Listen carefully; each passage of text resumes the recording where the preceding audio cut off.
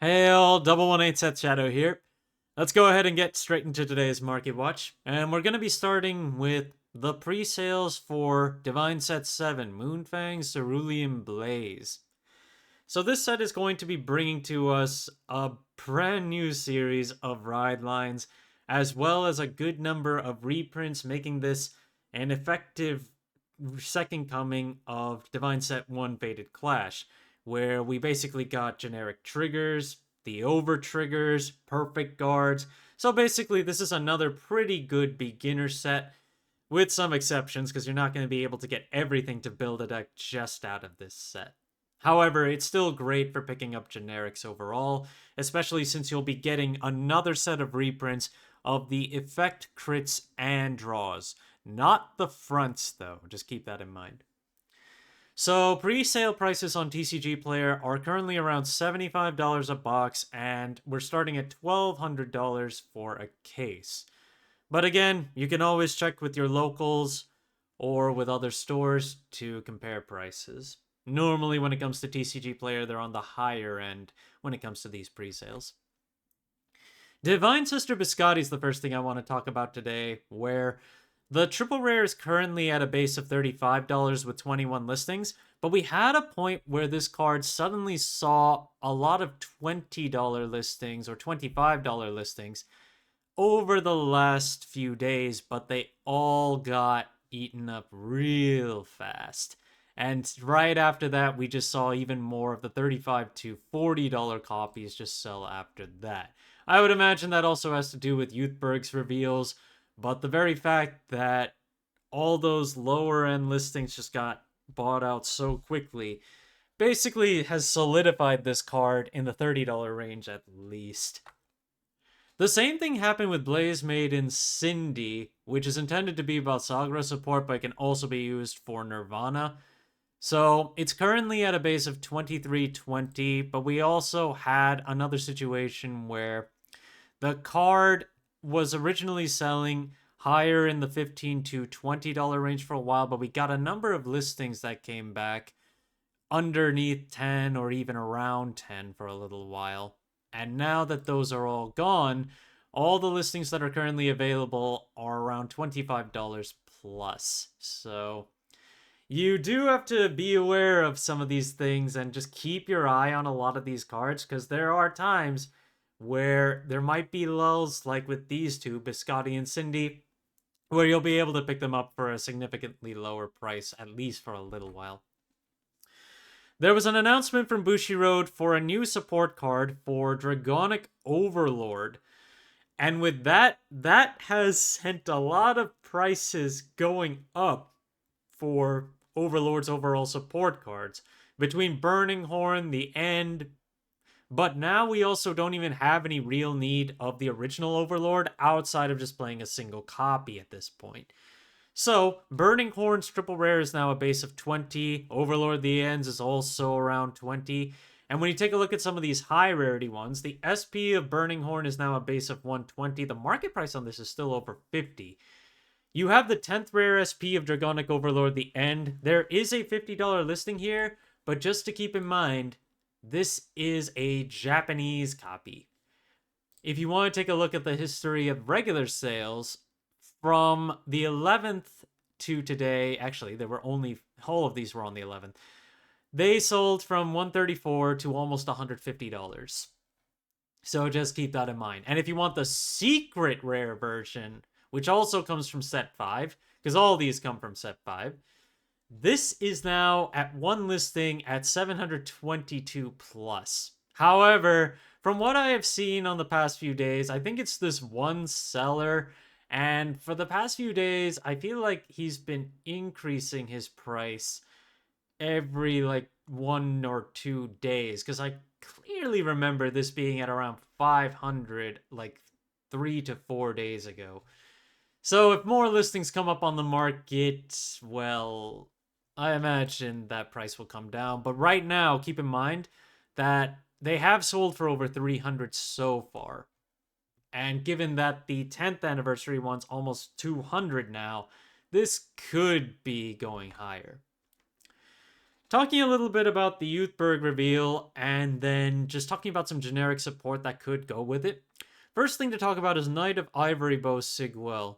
While this one I don't anticipate being too heavily played in Youthberg, it has some potential. This is DivineZ 5's generic that allows you to search an alternate grade 3 from your Vanguard from the top 7 of your deck. And if you don't find one, it just adds itself back to hand.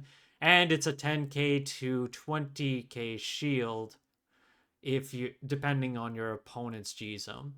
Right now it's about $250 to pick up for the triple rare. The silver rare has only 7 listings at $7 to start off with a market price of around $4, and the FFR is currently around $22 with a market price much higher at above $40. Knight of Shockbreak Ludoir is also from DivineZ 5 and is a Youthberg specific card. This one is running out of double rares. There are 6 listings at $5 to start off with, and the market price is around $1. The silver rare has 7 listings at $2 with a market price of $2.19 right now, so about the same. And then the FR has 16 listings at $1 plus with a market price of $2. I think it has some potential. Personally, I don't know if I'd play too many copies, though. I mean, it fills soul, and it can grab you Revel forms that somehow ended up in the damage zone. There's another one that I completely forgot about, and I only realized it because someone bought the frame rare that I have of this. It's Ghastliness Dragon from DivineZ 2. So this one has 28 listings on its double rare right now with a market price of around 30 cents and the lowest listing's 15 cents. The frame rare is currently at 48 cents with a market price of 56 with 16 listings. The silver rare has 21 listings starting from 35 cents and a market price of 71 cents. For those of you who don't know, because I didn't know either, this card gives a Revel form. Well, not a Revel form specifically. It was intended for Liel. Basically, when your Vanguard rides via effect, it gets 5k, and this card gets 5k, and you can Energy Blast 3 to countercharge as well. So it's a countercharger for mid-battle phase riding Vanguards, effectively. Brilliant Dragon Bradyarch, which we have been talking about for a little while, is now at 10 listings for its triple rare from $20 and a market price of around $16.50, while the FFR is completely off the market at a market price of around $57. Then there's also Whirlwind Dragon Warden, which is the discard cycler for Dragon Empire. Keep in mind, the FFR currently has 12 listings on the market from $28 onward, while the triple rare has seen a buyout with its base listing now being around $24, but a market price of $9.50. I've been seeing this card just kind of vanish off the market for a little while now, but it really just has not been going high up, and I still don't even know if there's anything specific that this gets used in. Ultimately, it's a generic that you can get from Festival 2024, which could also be a factor in driving its price. Talking a little bit about Vermillion, I want to return to Roughcur Hammer Dragon, which used to be a tournament promo, and then it got reprinted in Festival 2024. All the copies available right now are under $4 for their base listing, and their market prices are right around there. So it's not a difficult pickup right now if you're still intending to build Vermillion. To that same point, let's talk about the Blood, which just came out of DivineZ 6. So, if you bought into this on release, or at least a little bit after, you managed to make out well, because Kaiser Vermillion, the Blood's triple rare, is now a market price of almost $4 with a base price of almost $4.50. While the silver rare has a base price of $5.50 and a market price above $7.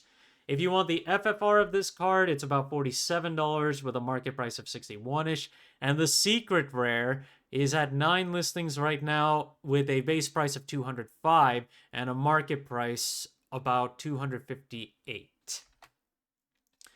Galactic B-Heroes are going to be getting an announcement this coming Tuesday or Thursday, I can't remember which, but it's caused some buyouts on the secondary market for Galactic B-Hero support. One of them being The copy of Mind for B-Hero almost specifically is Bedesh Burstin. They are now $25 for the regular promo with 2 listings on the market and a market price of 13-ish, while the foil is on the cheaper side right now at $15 on a market price of about 14.